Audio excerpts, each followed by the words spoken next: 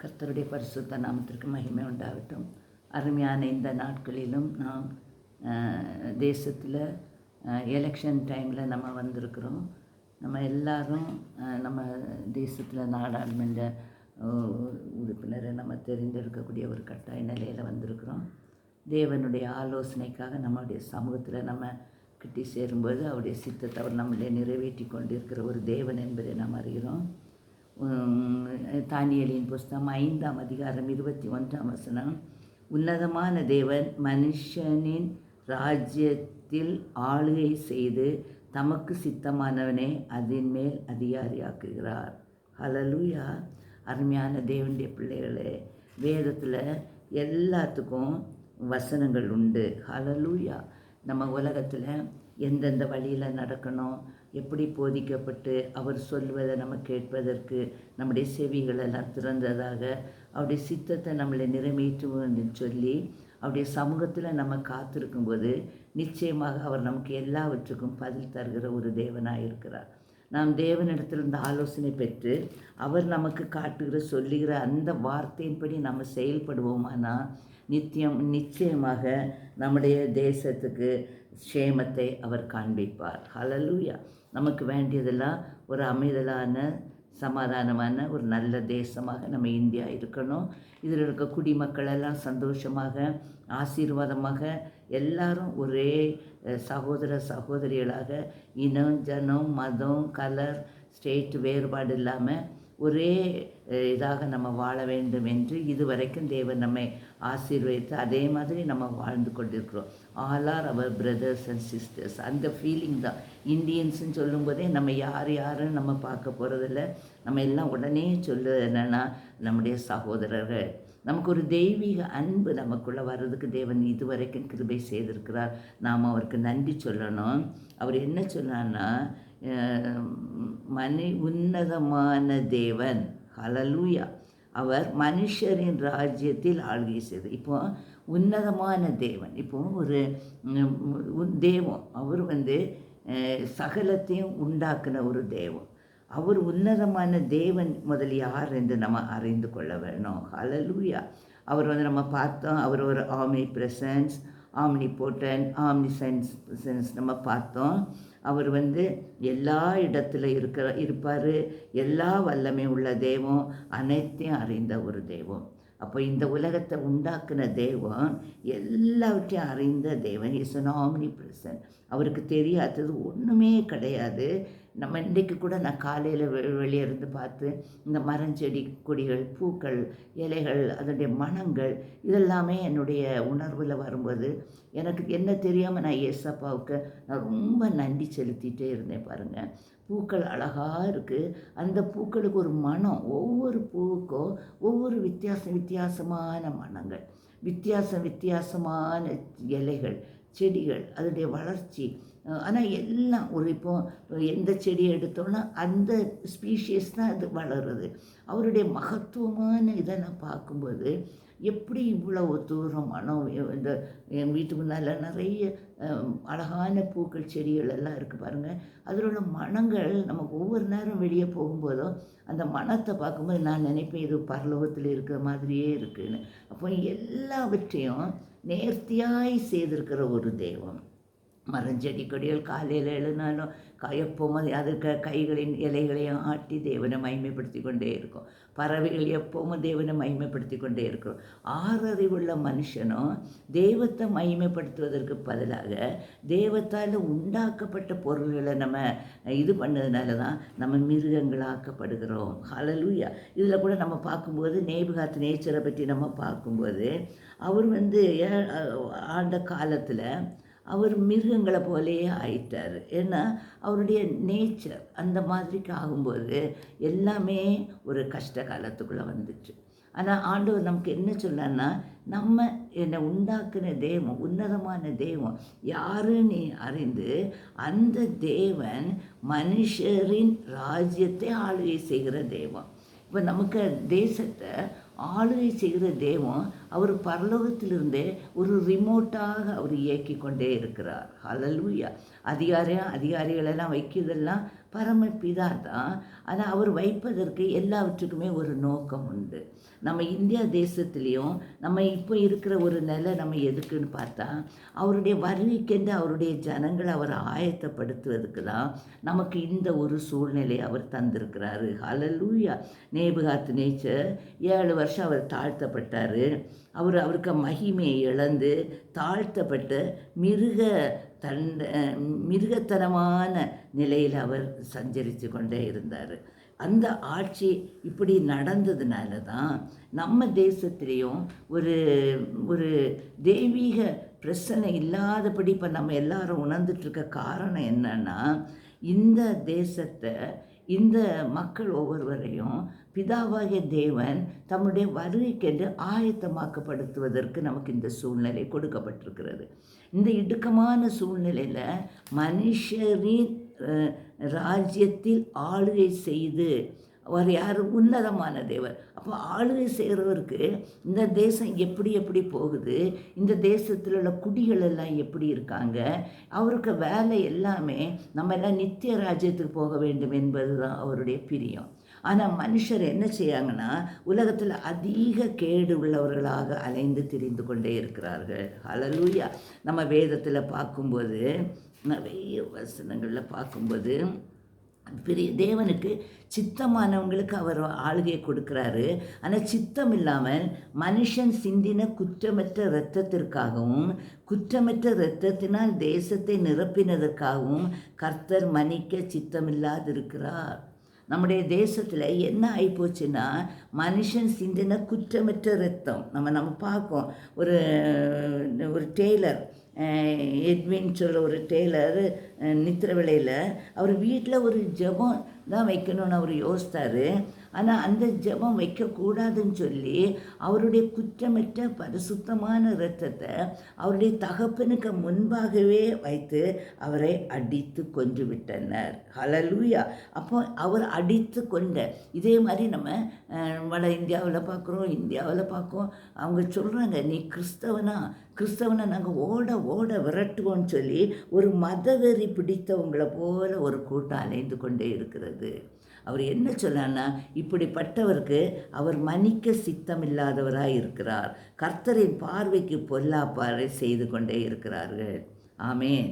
அப்போது நம்ம எல்லாரும் என்ன செய்யணும்னா, பொல்லாத வழிகளை விட்டு மனம் திரும்பி ஏசப்பா ஒவ்வொருத்தரையும் இருதயங்களெல்லாம் ஆராய்ந்து அறிகிற தெய்வம். மனுஷன் ஒவ்வொருத்தருக்கும் முகத்தை தான் பார்க்கான். ஆனால் ஆண்டவர் நம்முடைய இருதயத்தை ஆராய்ந்து பார்த்து இவளுக்கு தேசத்துக்கு மேலே குடிகளுக்கு மேலே எவ்வளவு வாஞ்சை இருக்குது, இவளுடைய தேசம் பரிசுத்தமான தேசமாக, தேவனை அறிந்த தேசமாக, ஒரு வெளிச்சமான தேசமாக, காரிருளின் ஆதிக்கம் கூண்டோடு அழிக்கப்பட்டு தெய்வீக மகிமையும் பிரசன்னமும் நிறைந்த ஒரு மகிமை உள்ள தேசமாக இருக்க வேண்டும் என்று இவள் விரும்புகிறாளா, அல்லது எப்படியும் தேசம் போயிட்டேன்னு சொல்லி அவள் அமைதல் உள்ளவளாக இருக்கிறாளா? ஹல்லேலூயா. நம்ம எல்லாம் ஜீவனுள்ள தேவனுடைய பிள்ளைகள். உன்னதமான தேவன் யார் என்று நமக்கு நல்லாவே தெரியும். அந்த உன்னதமான தேவன் மனுஷரின் ராஜ்யத்தை ஆளுகை செய்வதற்கு அவர் சூஸ் பண்ணி கொண்டிருக்கான்னு தெரியும்.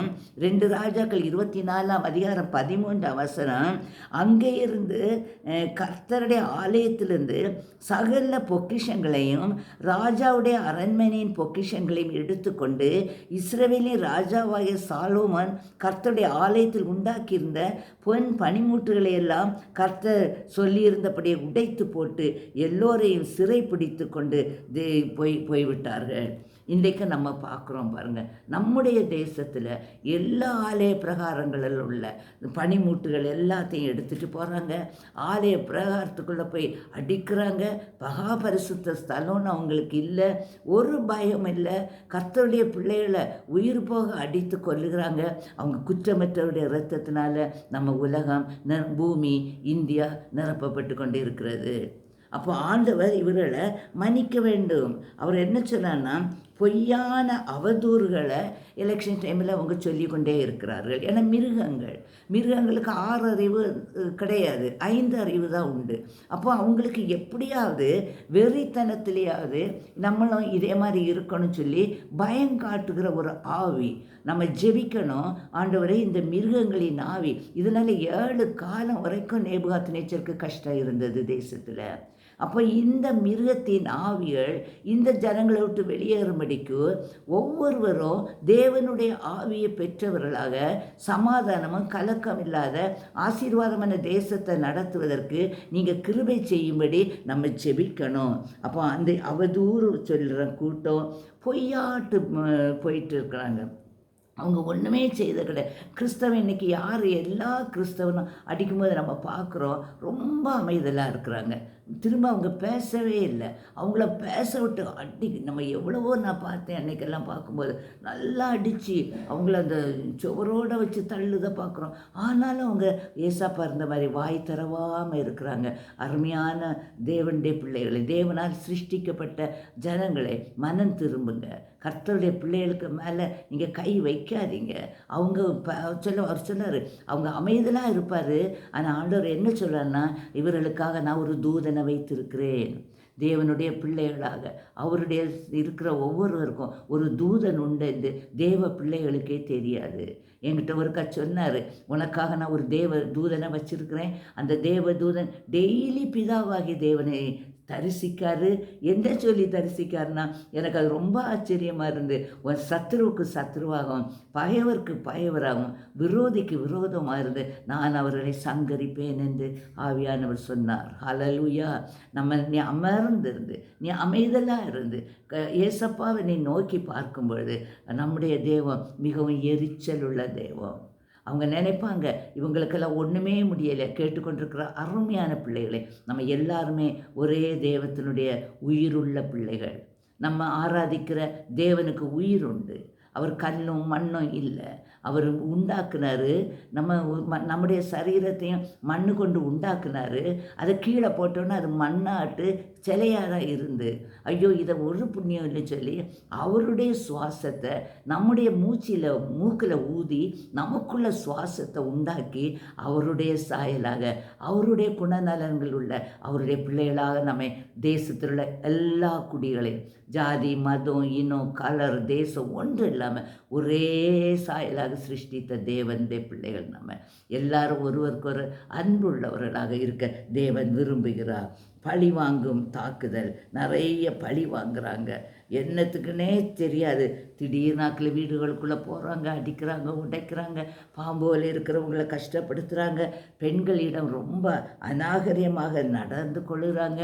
அவங்களுக்கு அவங்கள அம்மா மாதிரி அக்கா மாதிரி பிள்ளை மாதிரி நினைக்காம மிருகத்தனம், அதாவது அந்த நேபுகாத்நேச்சர் காலத்தில் அந்த கழுகுகளை போல் அதுக்கு சிறகெல்லாம் விரிஞ்சு நகெல்லாம் வளர்ந்து எவ்வளோ அருவறுப்பான கிரியைகளை செய்யும் ஜாடையில் போன மாதிரி இந்த ஜனங்களுக்கும் ஜீவன் இல்லாத மிருகங்களாக இருக்கிற மக்கள் எல்லாம் இயேசுவின் நாமத்தில் சந்திக்கப்படணும். அவங்கள அன்பு கூறுகிறோம், நாம் அவர்களுக்காக ஜெபிக்கிறோம். ஒவ்வொருவரும் ஆசீர்வாதமாக இருந்து நாம் எல்லாரும் சகோதர சகோதரிகளாக இருந்து நம்ம தேசத்தை ஆளுகைக்குள்ளே கொண்டு வர வேண்டும் என்ற வாஞ்சை நமக்கு இருக்கணும். அப்போ உன்னதமான தேவன் யார் என்று நம்ம அறிந்து கொள்ளணும். ரெண்டாவதாக அவர் என்ன சொல்லனா, தமக்கு சித்தமானவனுக்கு அதன் மேல் அதிகாரம். அப்போ அவருக்கு சித்தமானவங்க யார்? ஹல்லேலூயா. அவர் ஒரு உன்னதமான தேவன். அவருக்கு கண்களுக்கு மறைவான ஒன்றுமே கிடையாது. நம்முடைய உள்ளத்துக்கு ஆழத்தில் உள்ளதுலேருந்து அவர் சிருஷ்டிக்க போகிற எல்லாமே அவருக்கு தெரியும். ஆகையால் அவருடைய நாமத்தை நம்ம மகிமைப்படுத்த கடமைப்பட்டு இருக்கிறோம். அவரில் அன்பு செலுத்த நம்ம கடமைப்பட்டு இருக்கிறோம். அப்போ அவர் சொல்கிறாரு, எனக்கு சித்தமானவனுக்கு அதிகாரத்தை கொடுக்கிற தேவன். அப்போ அவருக்கு சித்தமானவங்க யார்? ஹல்லேலூயா. அவருக்கு சித்தமானவங்க யாருன்னு சொன்னால் அவங்க எல்லாருமே தெய்வீக பிரசன்னத்தை அறிந்தவர்கள். நமக்கு பிள்ளைகள் நமக்கு அப்பா யார் அம்மா யாருன்னு கேட்டால் அப்பாவை பற்றி அறிஞ்சவங்க, நான் இந்த அப்பாவுக்கு பிள்ளை, இந்த அம்மாவுக்கு பிள்ளை. அப்போது நம்ம யாருக்கு பிள்ளை?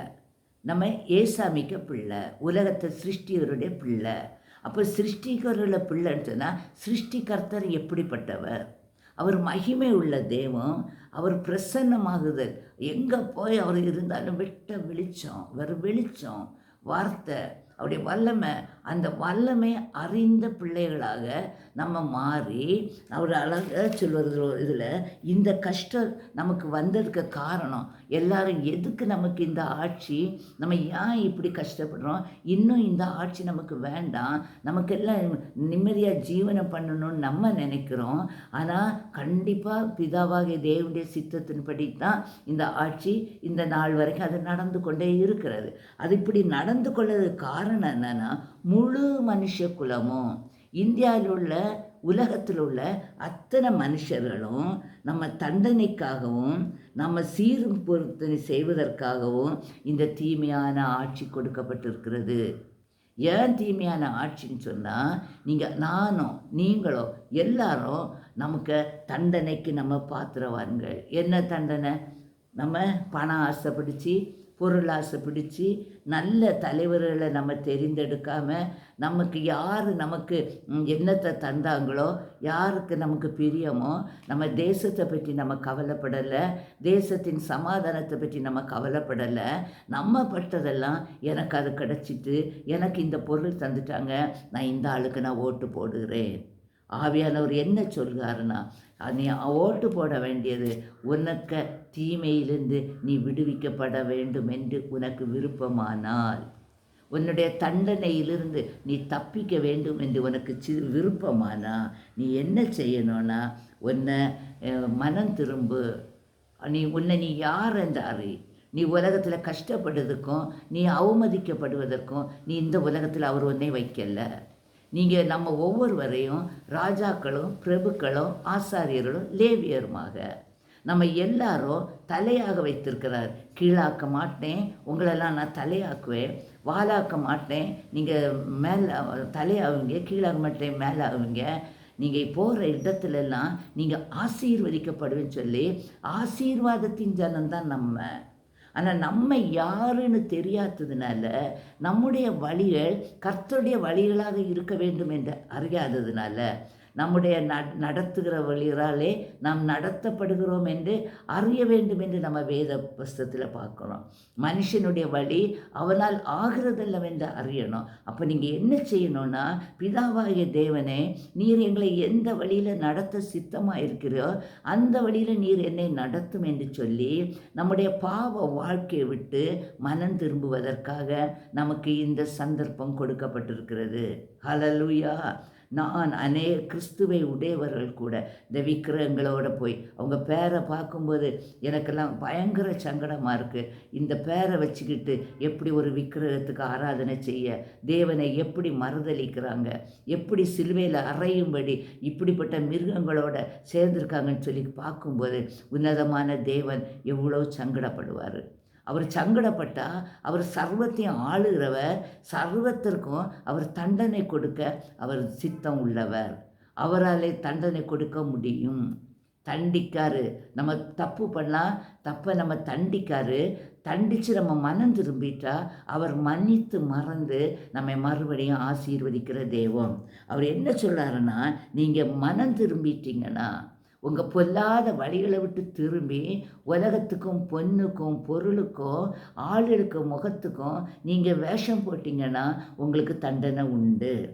ஆனால் நீங்கள் அவருடைய பலத்தை கைக்குள்ளே அடங்கி மறுபடியும் பிறந்து, ஆண்டவரே என்னுடைய அக்கிரமங்கள் பாவங்கள் எல்லாவற்றையும் தண்டனைக்காக நீங்கள் சிலுவையில் நீங்கள் பாடுபட்டுட்டீங்க, அதனால் நான் தண்டனை அனுபவிக்க வேண்டிய அவசியம் இல்லை, நான் உங்கள் இரத்தத்தினால என்னை கழுவிட்டீங்க, உங்கள் கல்வாரி சிலுவையை நாங்கள் நோக்கி பார்க்குறோம் ஆண்டவரே, எங்களை கழுவி சுத்திகரித்து எங்களை நீங்கள் பரிசுத்தமாக்கிட்டீங்கன்னா இந்த கொடிய தண்டையிலேருந்து தீமையான ஆட்சியிலேருந்து நாம் மீட்கப்படுவோம் என்று விசுவாசிக்க முடியும். Hallelujah. You have to pay something to get something. நீ உன்னை இயேசுவுக்கு ஒப்பு கொடுத்து நீ இயேசுவை கர்த்தர் என்று விசுவாசித்தா, நிச்சயமாக தேசத்தில் சமாதான ஆட்சியை நாம் பெற்றுக்கொள்வோம். ஏற்ற காலத்தில் மனுக்குலத்தை மீட்டெடுத்து அதை நீதியிலும் நித்திய ஜீவனிலும் ஸ்தாபிக்கத்தக்கதாக தேவனுடைய தெய்வீக தீர்மானத்திற்கு நாம் ஒப்பு கொடுக்க அழைக்கப்படுகிறோம். ஹல்லேலூயா. நாம் அழைக்கப்படுவதற்கு நோக்கம் என்னன்னா, இந்த மனுக்குலத்தை மீட்டு எடுக்க வேண்டும்.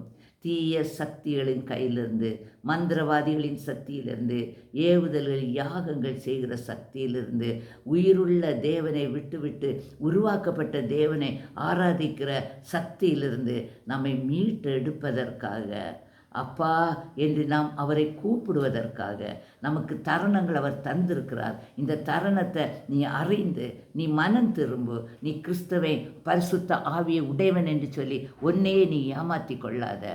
நீ அப்படி சொல்லும்போது உனக்குள்ள இருக்கிற ஆவி, கிறிஸ்துவுடைய குணநலன்கள் உனக்குள் இல்லாவிட்டால், கிறிஸ்துவின் சாயலாக நீ இல்லாவிட்டால், அவருடைய சித்தத்தை நீ செய்யாவிட்டால், நிச்சயமாக உனக்குள் இருக்கிற பரிசுத்த ஆவி என்று நீ ஏமாந்து கொண்டு இருப்பது அது பிசாசின் ஆவி. அந்த ஆவி உனக்குள்ளே இருந்து நீ தேசத்துக்காக ஜெபிப்பேன்னு சொல்லி நீ ஜெபித்து கொண்டிருப்பது உனக்குள் இருக்கிற பிசாசு மிகவும் சந்தோஷப்படும். ஒரு கூட்டம் ஜனத்தை, ஒரு பெரிய கூட்டத்தை நான் சாத்தானுக்காக நான் ஆயத்தப்படுத்தி விட்டேன்.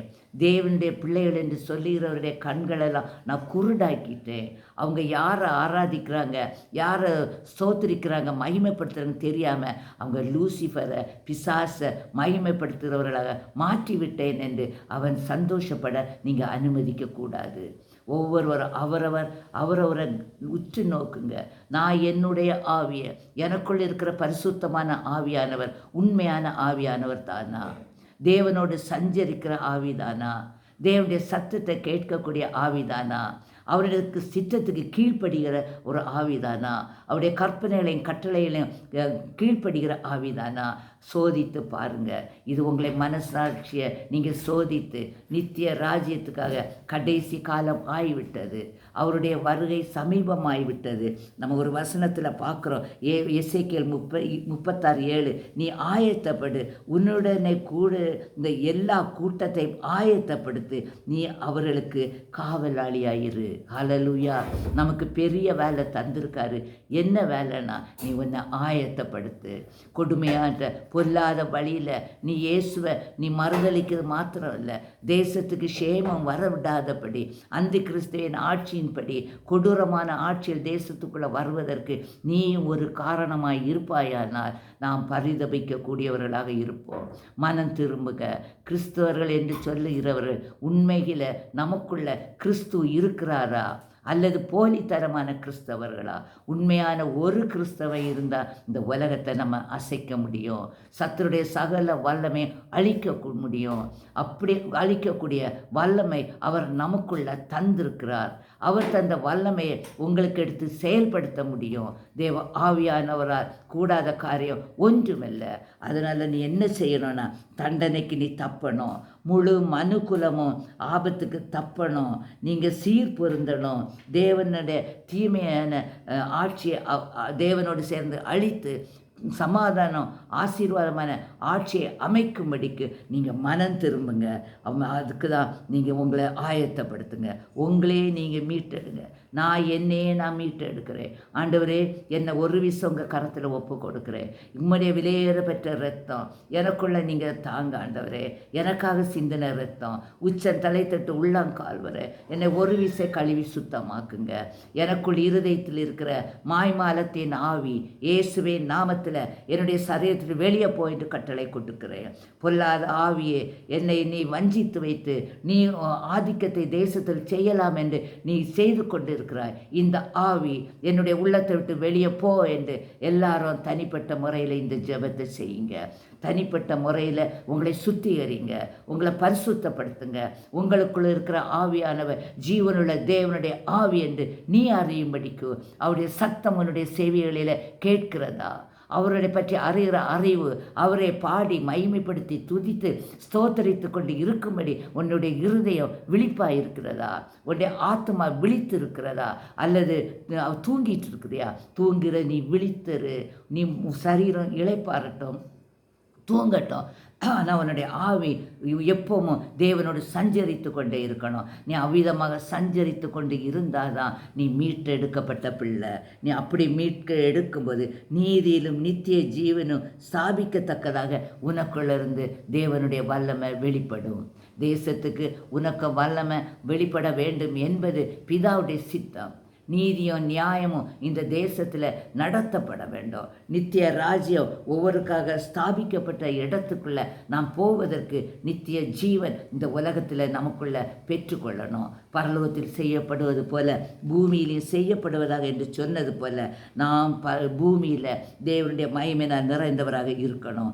மனிதனின் ராஜ்யத்தை மகா உன்னதமான ஆட்சி செய்து தமக்கு சித்தமனனுக்கு அதனை கொடுக்கக்கூடியவராக அவர் உள்ளார் என்று அறியும் வரைக்கும் இந்த சந்ததி தீமையின் ஆட்சியின் அதிகாரத்தின் கீழ்தான் இருக்குது. அப்போ நம்ம எல்லாருமே இந்த தீமையின் அதிகாரத்தை கீழே இருக்காதபடி அவரவர் அறியுங்க. உங்களுக்கு தமக்கு சித்தம் உள்ளவர்களுக்கு அவர் கொடுக்கக்கூடிய அந்த உள்ளம் எனக்கு வேணாம் ஆண்டவரே. நான் அறியட்டும். நீங்கள் வல்லமுள்ள தேவன். அதிகாரிகளை வைக்கிறவங்க நீர் மனுஷரே பிரியமானவர்களுக்கு தமக்கு உன்னதமான தேவன் மனுஷனை ராஜ்யத்தில் ஆளுகை செய்து நம்மளுக்குள்ள ராஜ்யத்தில் எனக்குள்ள அவர் ஆளுகை செய்யணும். எனக்குள்ள அவர் தங்கணும். எனக்குள்ள என்னை அவர் நடத்தணும். மகளை இப்படி பேசு, இப்படி செய், இதான் உனக்கு வழி, நான் நடக்க வேண்டிய வழியை உனக்கு போதிப்பேன், உன் மேலே என் கண்ணை வைத்து நான் ஆலோசனை சொல்லுவேன், உனக்கு விரோதமாக எழும்பப்படுற ஆயுதங்கள் வாய்க்காதே போகும், ஒரு வழியாக ஒரு சத்துரு 7 வழியாக ஓடுவான், அவன் வில்லையை ஒடித்து ஈட்டியை முறித்து ரதங்களை நெருப்பின சுட்டரிக்கிற தேவன் என்று நீ அறியும்படிக்கு. ஹல்லேலூயா. தமக்கு சித்தமானவர்களுக்கு அந்த அதிகாரத்தை தருவார். நீ அதை அறியும் போது நீ யாருக்கும் நீ பயப்பட மாட்டா. நீ ஏசப்பா எனக்கு போதும், அவருடைய நாமம் மாத்திரம் எனக்கு போதும் என்று நீ அவருடைய கருத்தில் ஒப்புக்கொடுவாய். தமக்கு சித்தமானவனுக்கு கொடுக்கிறார் என்று அறிந்தவுடன் அதிகாரியாக்குகிறார். ஹல்லேலூயா. நீ அவருக்கு சித்தமான பிள்ளை. இந்த தேசத்தில் இந்த குடிகளெல்லாம் என்னுடைய பிதாவுக்கு சித்தமான பிள்ளைகளாக மாறிவிட்டார் என்று சொல்லும்போது நீதியிலும் நித்திய ஜீவனிலும் நடத்தக்கூடிய ஆட்சி அவர் நமக்கு தந்து விடுவார். கர்த்தருக்கு சித்தமான நல்ல ஒரு அரசியல் தலைவரை அதிகாரத்தில் வைக்க தேவன் சித்தம் கொண்டுள்ளார். அதனால் எல்லா விதமான ஆட்சிக்கு வரணும்னு மந்திரம் செய்து கொண்டே இருக்கிறவருடைய மந்திரவாதிகளெல்லாம் இயேசுவின் நாமத்தில் சந்திக்கப்படட்டும். அவர்களும் தேவனுடைய சாயலில் உருவாக்கப்பட்டவங்க. செய்வினை வைக்கிறவங்க அவங்கெல்லாம் சந்திக்கப்படட்டும். ஏசப்பா ஒரு பாவி கூட அழிந்து போது அப்படி சித்தம் இல்லை. பாவிகளை ரட்சிக்கவே கிறிஸ்து இயேசு உலகத்துக்கு வந்தார், இரத்தம் சிந்தினார், மீட்கும் பொருளாக நித்திய ராஜ்யத்தில் கொண்டு சேர்க்கும்படி பரலோக ராஜ்யத்தில் அவருக்கு ஆயத்தப்படுத்தி வச்சிருக்கிறார். பரலோக ராஜ்யத்தில் நம்ம எப்படி இருப்போமோ அதே போல் இந்த பூமியில் இருக்கும்படி இந்த பூமியை அவர் நமக்கு ஆயத்தப்படுத்தி இருக்கிறார். அந்த பூமியில் நல்ல சமாதானமாக இருக்க தேவன் கிருபை செய்யட்டும். இந்த நாடாளுமன்ற தேர்தல் பிதாவின் சித்தமானவர் அதிகாரியை வருவார் என்று நம்ம விசுவாசிப்போம். நம்முடைய விசுவாசமும் ஜெபமும் சர்வ வல்லமையுள்ள கர்த்தருடைய கரத்தை செயல்படுத்த வேணும். அருமையான தேவனுடைய பிள்ளைகளை, முதலாவதாக நீங்கள் நான் ரட்சிப்படைவோம். ரட்சிப்புன்னு சொன்னால் மாய்மாலமான ரட்சிப்பு வேண்டாம். ஹல்லேலூயா. உன்னதமான தெய்வம், உன்னை உண்டாக்குன தெய்வம் யார்? உன்னதமானவர். அவர் தான் மனுஷனுடைய ராஜ்யத்தில் ஆளுகை செய்கிறவர். ஹல்லேலூயா. அந்த உன்னதமான தேவனை நீ முதல் அறிந்து கொள். ஹல்லேலூயா. அவர் தான் ஹீஸ் ஃபார் எவ்ரிதிங், எல்லாத்துக்கும் அவர் தான் ப்ரெசன்ஸ், ஆம்னி ப்ரெசன்ஸ் உடைய ஒரு தேவன், டிவைன் ப்ரெசன்ஸ் உள்ள ஒரு பரிசுத்த தெய்வத்தை நீ அறிந்து கொண்டு நீ யாருன்னு அடுத்து அறிந்து கொள். உனக்குள்ள டிவைன் ப்ரெசன்ஸ் எப்படி இருக்குது? நீனும் கிறிஸ்துவுக்குள் ஆகும்பொழுது அவர் நம்மை அதிகாரிகளாக மாற்றுவார். ஹல்லேலூயா. ஒருவனை பூமி அனைத்தின் மேலும் உன்னதமான உணரும்படிக்கு நம்மை ஆசீர்வதிக்கிற தேவன். அவருக்கு சித்தமானவனை அவர் அதிகாரி ஆக்குவார். ஆகையால் அருமையான தேவனுடைய பிள்ளைகளை, பிதாவுக்கு சித்தமானவர்களாக நாம் ஒவ்வொருவரும் மாறும்படி இந்த நாட்கள் நமக்கு கொடிய நாட்களாக, தீமை நாட்களாக கொடுக்கப்பட்டிருக்கு. நீ இருக்கிற இடத்துல இருந்து அவரவர் முதல் அவரவராக பரிசுத்தமாகட்டும். ஆமென். நான் பரிசுத்தமாகணும். அப்போ தான் என்னை சார்ந்தவர்கள் பரிசுத்தமாக இருக்க முடியும். பூமியில் இந்தியாவில் உள்ள ஒவ்வொரு ஸ்டேட், 39 ஸ்டேட்டில் உள்ள அத்தனை பரிசுத்தவான்களும் கிறிஸ்துவை உடையவர்களாக மாற்றப்படும் போது அந்தந்த ஸ்டேட்டில் உள்ள விக்கிரகங்கள் உயிரற்ற தன்மை உள்ளவைகளெல்லாம் அழிந்து கட்டோடு ஒளிந்து போகும். இதை கிறிஸ்துவுக்குள் இருக்கிற நீங்களும் நானும் அறிந்தவர்களாக இருக்க வேணும். நம்ம பேசுகிறவர்கள் அல்ல, பிசாசுக்கு சண்டை போடுறவங்க இல்லை. நீ அமர்ந்திருந்து நானே தேவன் என்று அறியும்படி நீ அமர்ந்திருந்து உன்னை அக்னியாக நீ மாற்றிக்கொண்டே இரு. நீ தீயாக மாறணும். பரிசுத்தாவின் அபிஷேகத்தை நீ அளவில்லாமல் நிரப்பப்படணும். இம்மெஷரபிள். அதுக்கு முட்டளவு, கணுக்களவு, முட்டளவு, இடுப்பளவு, தலை அந்த மாதிரி இல்லை. அது அளவுக்கு மேலே, அதாவது supernatural way. You must be filled with God spirit. Hallelujah. உன்னை பார்க்கும்போதே உனக்குள்ளே இருக்கிற தேவனுடைய ஆவி உனக்குள்ள அக்னியாக வெளிப்படும்போது அந்நிய நுகங்களெல்லாம் அழிக்கப்பட்டு பாவிகளெல்லாம் மனம் திரும்பி தீமையான வழியில் நடக்கிறவங்கெல்லாம் பரிசுத்தத்துக்கு நேராக வந்து நம்முடைய தேசமும் தீமையை விட்டு பரிசுத்தமான தேசமாக மாற்றப்படும். ஆகையால் அது கேட்டுக்கொண்டிருக்கிற ஒவ்வொருவரும் அவரவர் முதல் அவரவரை பரிசுத்தப்படுத்துங்க. அவரவர் பரிசுத்தப்படுத்தின பிறகு நம்ம சபைகள் பரிசுத்தமாக்கப்பட்டுவிடும். இயற்கையாகவே பற்றுகிறோம். ஹல்லேலூயா.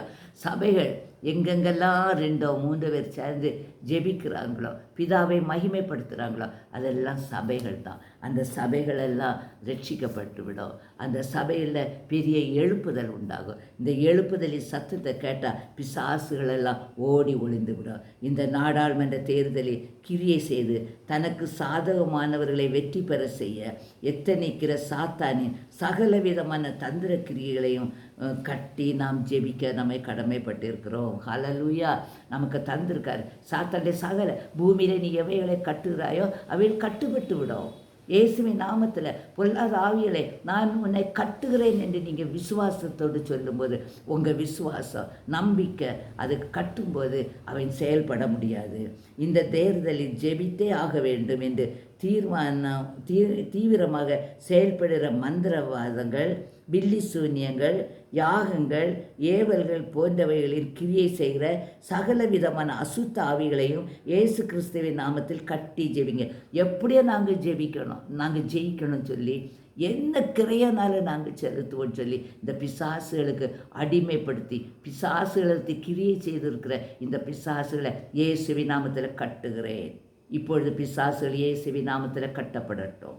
ஆட்டுக்குட்டியோட ரத்தத்தை இந்தியா முழுவதும் 39 ஸ்டேட்லேயும் 39 ஸ்டேட் பார்டர்லேயும் 39 ஸ்டேட் மண், நிலம், மரம், செடி, கொடி அதில் உள்ள எல்லாத்துக்கும் மேலேயும் இயேசுவின் நாமத்தில் தெளிக்கிறோம். ஆண்டவரே, இங்கே இருக்கிற எல்லா அந்நிய கிரியைகளும் இயேசுவின் நாமத்தில் அழித்து விட்டது என்று நாங்கள் விசுவாசிக்கிறோம். அசுத்த ஆவிகளையும் அதன் கிரியைகளையும் நம்புகிறவர்கள் யாவரும் வெட்கப்பட்டு போகும்படியாக ஜெபியுங்க. தங்களுக்கு சாதகமானவர்களை ஆளுகையில் கொண்டு வர முயற்சிக்கிற சில கார்ப்பரேட் நிறுவன முதலாளிகளின் சதி ஆலோசனைகள் அனைத்தும் அபத்தமாக்கப்பட அவர்களுக்கு பின்பாக இருந்து கொண்டு கிரியை செய்கிற அசுத்தாவின் கிரியல் யாவும் அழிக்கப்பட ஜெபியுங்கள். ஹல்லேலூயா. நம்ம எல்லாருக்கு மேலே அன்பு உள்ளவங்க தான். ஒரு குறிப்பிட்ட ஜாதிக்கு மேலேயோ மதத்துக்கு மேலேயோ கட்சிக்கு மேலேயோ நான் உரிமை கொண்டாடவில்லை. இந்தியர்கள் நம்ம எல்லாம் சகோதர சகோதரிகள். அப்போ ஒரு ஆளுக்கு ஒரு கஷ்டம்னா அது எல்லாருக்கும் கஷ்டம்தான், எல்லாருக்கும். அதனால தான் நம்ம நம்ம ஜெபிக்கிறோம். தாங்கள் இந்த தேசத்தில் வெற்றி பெறுவதற்காக தங்களுடைய மதம் அல்லது இனத்தின் பெயரிலோ நேரடியாகவோ அல்லது மறைமுகமாகவோ எப்படியாவது பிரச்சனைகளை தூண்டி அதன் மூலமாக வாக்காளர்களை தங்கள் பக்கம் இழுக்க எத்தனிக்கிற அத்தனை ஆவியலை கட்டி ஜெபிங்க. எல்லாரையும் கட்டி ஜெபிங்க. முதலாவதாக உங்களை நீங்கள் கட்டுங்க. புத்தியுள்ள ஸ்திரீ தன்னை கட்டுகிறாள். தன்னை முதல் கட்டுங்க. தனக்கு வீட்டை குடும்பத்தை கட்டுங்க. அதுக்கு தேசத்தை கட்டுங்க. கட்டி எழுப்ப வேண்டிய கடமை ஸ்திரீகளாகிய நமக்கும் பெரிய அளவில் கொடுக்கப்பட்டிருக்கிறது. சமூக வலைத்தளங்கள், நவீன தொலைத்தொடர்பு சாதனங்கள் போன்றவைகளில் இந்த தேர்தல் சம்பந்தமாக வெளிவருகிற பொய்யான செய்திகளையும் வாக்குறுதிகளையும் நம்ப வைக்கிற பொல்லாத ஆவிகளை கட்டி ஜெபிங்க. ஹல்லேலூயா. எதனால நம்ம மக்கள் பிளண்டா, ஏன்னா பிசாசுக்கு கண்ணு கிடையாது, அதுக்கு உணர்வு கிடையாது, அதுக்கு அறிவு கிடையாது, அதுக்கு 5 அறிவு தான். அதனால் எது சரி எது தப்புன்னு தெரியாததுனால அவங்களுக்கு எதை கண்டாலும் அவங்களுக்கு கொஞ்சம் இமோஷனாக இருந்துட்டா அவங்க அதுக்கு பின்னால் போயிடுவாங்க. அருமையான தேவனுடைய பிள்ளைகளே, ஆவியானவர் ஆண்டவர் நம்ம எல்லாருக்குமே மனுஷரில் பாகுபாடு நம்ம எல்லாருக்கும் 6 அறிவோடு தான் சிருஷ்டித்திருக்கிறார். கர்த்தரை பற்றி அறிகிற அறிவு எல்லாருக்குள்ளும் வைத்திருக்கிறார். அவரை பற்றியுள்ள வல்லமை எல்லாருக்குள்ளும் வைத்திருக்கிறார். நம்முடைய ஆவிக்குரிய கண்கள் எல்லாருக்கும் திறக்கப்பட அவர் ஆயத்தமாக வச்சிருக்கிறார். இயேசுவே என்று கூப்பிட்டு இயேசுவின் நாமத்தில் நீங்கள் வழிபடும்போது நிச்சயமாக அவருக்கு சித்தமானவைகளை அவர் அதிகாரியாக்க செய்ய போகிற கிருபைக்கு நன்றி சொல்லுவோம். ஜீவனுள்ள தகப்பனே, உமக்கு கோடி ஸ்தோத்திரங்களை நன்றிகளை நாங்கள் செலுத்துகிறோம். நீர் உன்னதமான தேவன். பூமியும் அதை குடிகளையும் நீங்கள் சிருஷ்டித்தீங்க, எல்லாவற்றையும் நீங்கள் உண்டாக்குனீங்க. அதில் உள்ளவங்க சுகமாய் வாழ வேண்டும் என்று சொல்லி ஒவ்வொரு தேசமாக நீங்கள் உண்டாக்குனீங்க. அதே போல் எங்கள் இந்தியா தேசத்தை உண்டாக்கியிருக்கீங்க. தேசத்தை ஆளுகை செய்ய அதிகாரிகளை நீங்கள் உண்டாக்குறீங்க. இப்போ எங்கள் இந்தியாவை ஆளுகை செய்ய நீர் தீமைக்கல நன்மைக்காக அத்தனை குடிமக்களை நடத்தி செல்ல நீர் அதிகாரியை நீங்கள் நியமிக்க போகிற கிருபைக்கா நன்றி.